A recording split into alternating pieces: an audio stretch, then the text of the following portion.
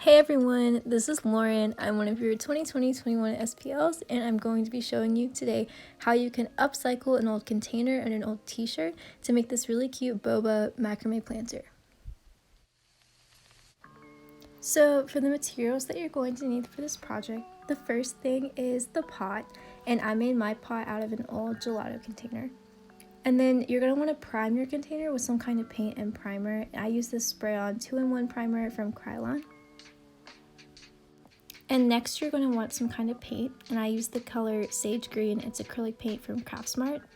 And then I also use paint markers to decorate the rest of the pot. And then for the macrame, firstly you're going to want a Cabone ring, and you can get these in multiple sizes in plastic or wood from a craft store or Amazon. And lastly, you're going to want an old t-shirt that you can upcycle into the macrame. And the first thing that I did was just prime my container with the primer and let it dry. So firstly, you're going to want to turn your t-shirt into strips that you can use for the macrame. So you're going to want to cut your t-shirt into 8 strips, and this is because we're going to thread the 8 strips through the Cabone ring and fold it in half so that you get a total of 16 strips going through your ring. So the first thing that I did is just mark off the 8 strips, and I marked a section going from the edge of the right hand neckline all the way to where the sleeve starts on the t-shirt. And so then I'm going to cut from the top of the neckline all the way down to the bottom, and I'm going to cut off the sleeve. So that's the next thing that I'm going to do, and then I'm going to cut that section into 8 different strips. It's important to mention that you don't want to cut across the top of the shoulder of your section of the t-shirt, because then you're going to end up cutting your strips in half and they won't be long enough to do the macrame with.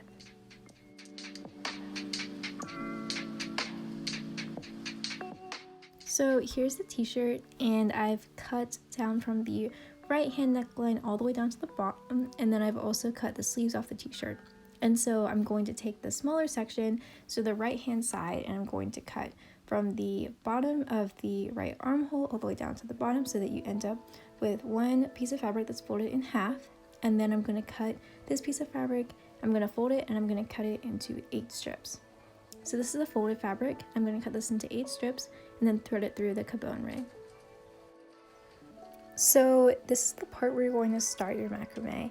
And obviously I forgot to record this part, so my macrame is already done, but just imagine that I have all of my strips hanging down. So you're going to gather all of your strips and then take an extra strip, and you're going to make a loop with this strip. And then you're going to take the extra end of that strip that you have, and you're going to wrap it around all 16 strands of the macrame as far down as you want. I went around, I think around 3 or 4 times. And so then once you're done wrapping, you're going to take the end of that strip and you're going to put it through the original loop. So just take the end and put it through the loop, and then you're going to hold that end. You're going to pull on the top end of the loop so that it hides that end up into the knot. And then after you've hidden it and it feels really secure, you can just go ahead and trim the ends, and that's how you start your macrame. So you're going to want to attach your macrame to something sturdy so you have a lot of tension while you work. And I used a candle off my desk for this, but you can also hang it on a doorknob or anything like that. And so next you're going to want to take 4 strands of the macrame, so 4 of your 16 t-shirt strands. And the way that macrame works is we're going to be making square knots. So you're going to put 2 of the strands in the middle, and then take 1 strand on the left side and 1 strand on the right side, and these are the strands you're going to use to tie your knot. So the way that you tie a square knot is I'm going to start on the left hand side.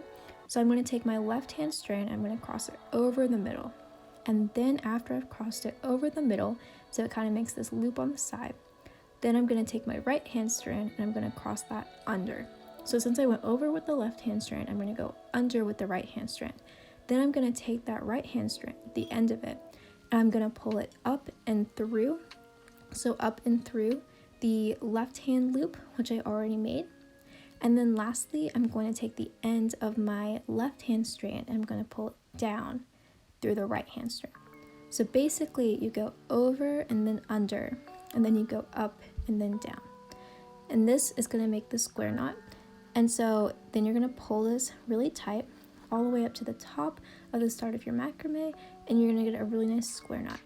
And then you're going to repeat that, except you're just going to switch sides. So this time I'm going to take my left hand strand, I'm going to go underneath because I went over the first time. So I'm going to go under, then I'm going to take my right hand strand, I'm going to go over because I went under with the left hand strand. So then because I went over, I'm going to pull the end of my right hand strand down, and I'm going to pull the end of my left hand strand up.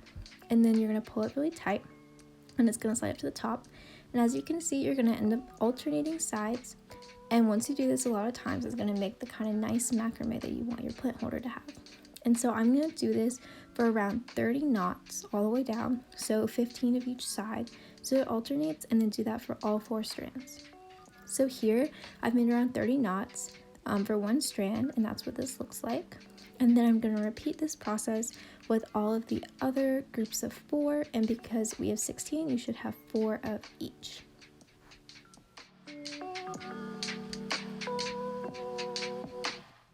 So this is my gelato container, and I've painted it with around 3 coats of that sage green paint, and now I'm going to be decorating it with markers to look like a boba container. So firstly, I'm going to be using these paint pens, but you can use Sharpies or anything else which shows up on paint. So I'm going to be using pink, white, and black. And so firstly, I'm going to be using the black marker, and I'm going to go all the way around the pot and draw little balls of boba at the bottom of the pot. And I wasn't super exact with mine, but you can make them whatever size you want. And then at the end, I just went ahead and outlined all of them so that they looked a little bit cleaner. So this is the pot after I put all the little boba balls at the bottom. And again, I wasn't super exact, but you can be as exact as you'd like with this. And so next, I'm going to be using my black marker again, and I'm going to choose on the pot where I want to put my eyes, and I've just put mine around kind of in the middle of the pot, maybe a little bit higher. And I put them not super far apart, but not super close together, because I wanted to have his mouth be kind of in between his eyes. So I'm going to go ahead and draw on the eyes and the mouth with my marker.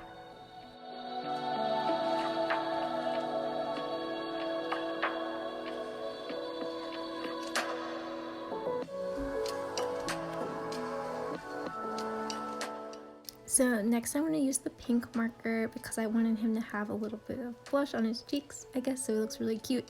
So I just put 2 little pink dots next to his smile so that he looked really cute.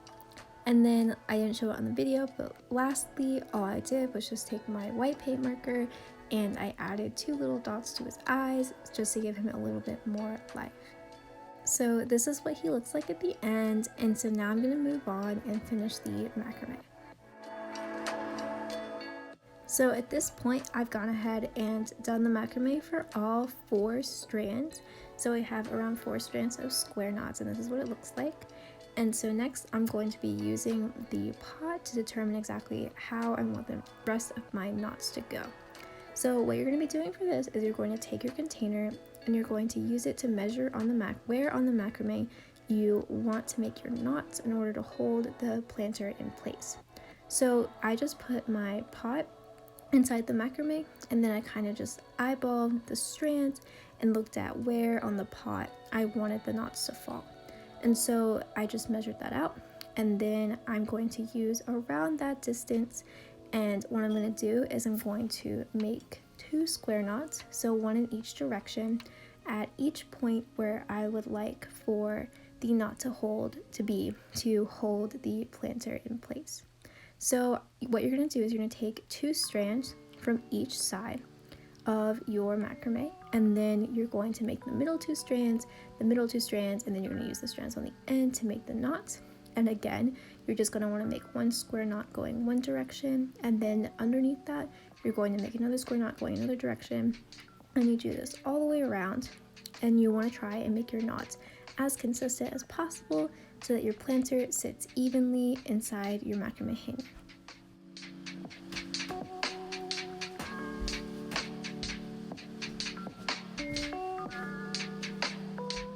So after I have 4 knots going around the entirety of the planter, you're going to want to go ahead and repeat the same process, and I chose to use around the same distance down just so that you can have another knot securing the planter in place.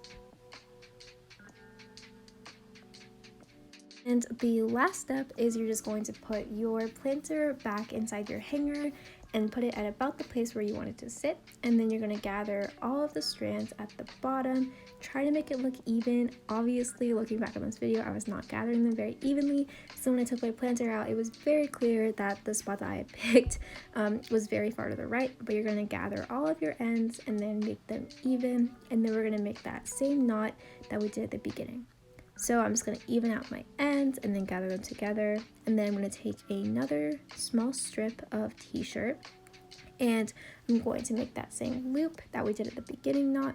And then I'm going to wrap it all the way around 4 or 5 times, whichever size I think is appropriate for my planter. And then again, I'm going to put, once I'm done wrapping, put that end inside the loop. And then I'm going to hold the end after I put it through the loop. And I'm going to pull on that top end to hide the end in place inside the knot, and it should be nice and secure. And so then I can go ahead and trim off those excess ends. So yeah, this is how he turned out. I think he turned out really, really cute, and I'm super excited to hang him in my dorm room when I finally get back to campus at cohort D. But I put a little baby succulent, courtesy of Emma Tucker, in the top of my container, and so he's just chilling in my room right now. But I hope that you guys really enjoyed this DIY, and I hope that you find some really cool ways to upcycle the stuff that you have at home to make other cool things in the future. Thank you guys so much for watching this video, and be sure to subscribe to the NC Systems Sustainability YouTube channel so you can see all of the cool things that we have coming up in the future.